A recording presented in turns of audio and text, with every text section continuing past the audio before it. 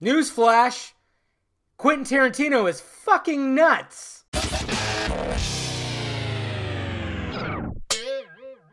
What's happening, film friends? Dave the Film Junkie here. Alright, I thought I'd talk about this since, Quentin Tarantino has been, his name has been trending and his name has been thrown around lately.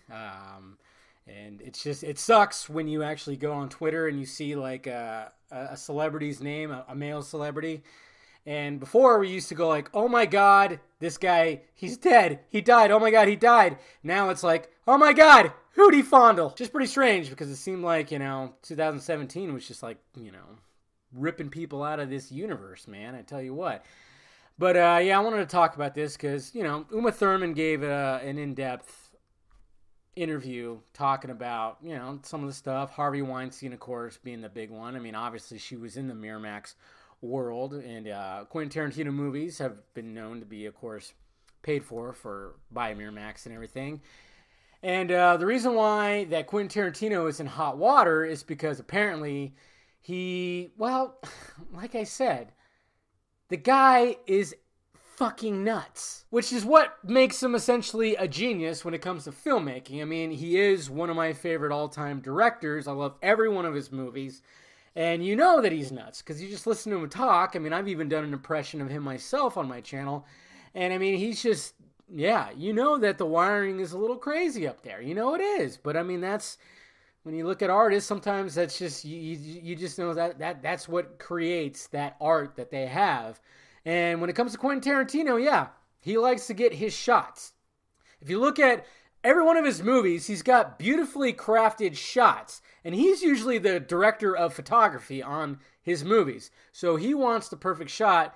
Therefore, some interesting things happen. Apparently on the set of Kill Bill, when, what's her name? I can't remember the character's name, but I'm talking about Schoolgirl. She's got the ball and chain and blah, blah, blah. Very awesome scene.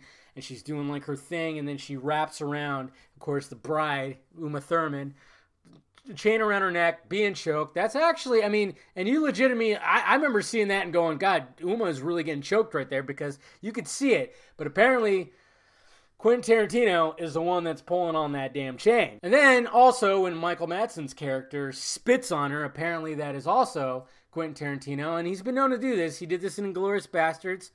Also, Diane Kruger, the choking and just stuff like that. That was his hands. And you never know. Maybe Quentin Tarantino has a little bit of a fetish. We know that he does definitely have a foot fetish. We know that because that's already been well known and everything.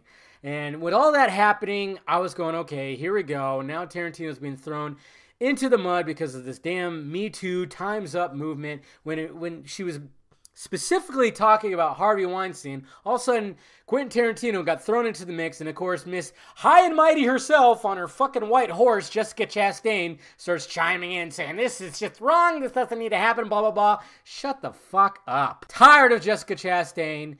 And it's like, okay, we've heard this many times before. Directors, the more nuttier ones, put their actors through the ringer, okay? Just because Uma's a woman doesn't leave her out of it. She agreed to do this, just like Diane Kruger agreed to do things as well. And by the way, Miss Chastain, Diane Kruger said it was a pure joy to work with Quentin Tarantino. You might want to call her up because apparently she's delusional. Also, Uma defended Quentin Tarantino because the big thing was in Kill Bill 2 when she's driving, Quentin Tarantino wanted this shot from behind, and he wanted her to go 40 miles an hour in this old rickety kind of car, and he wanted to get the shot where you could see her in the rear view, and her hair is flying through the air, because you got to get up to a certain speed for that to happen. And like I said, Tarantino is just one of those. He wants that perfect shot. A lot of people wondered why they didn't use a stunt person. Well, you see her. He wanted to give it the, hey, that is Uma Thurman driving that car. And apparently she didn't want to do it because she was afraid of the car, and he got upset and just kind of just using his anger to get her to do it. She ended up doing it, and then there's footage, you can actually see it online, where she actually plows right into a tree. And ever since then, apparently she's had knee problems and neck problems. It looks pretty bad.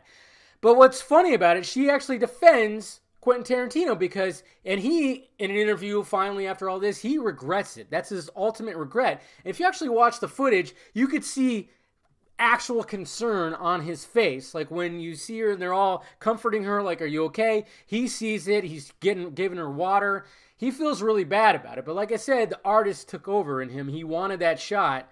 And I'm not saying like I'm not fully defending, like, you know, maybe he should have left out that shot, but I get the mindset because, like I said, he's fucking nuts. I gotta get the shot, okay? I mean, that's just the way I do it, you know? I want to get I want everybody to think that it's really Uma driving the car. It's just really Uma driving the car. And if I didn't get that shot with the hair flowing, everybody...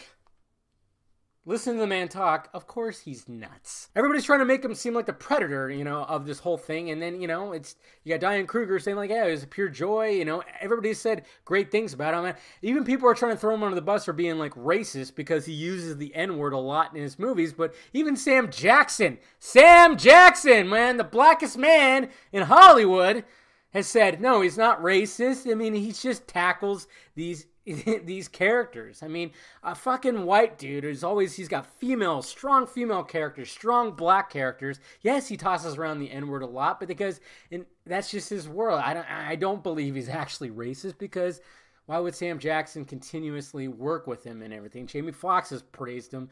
I mean, it's just funny how the world works today, and it sucks that this is the case because he is, you know, he's a lot of people's favorite director because he's got a unique style. You know, a Tarantino movie, and because he's so batshit crazy genius, you know, he wants to get these shots that, yeah, sometimes he puts his actors through the ringer. Like, yeah, maybe he has some sort of a choking fetish with women.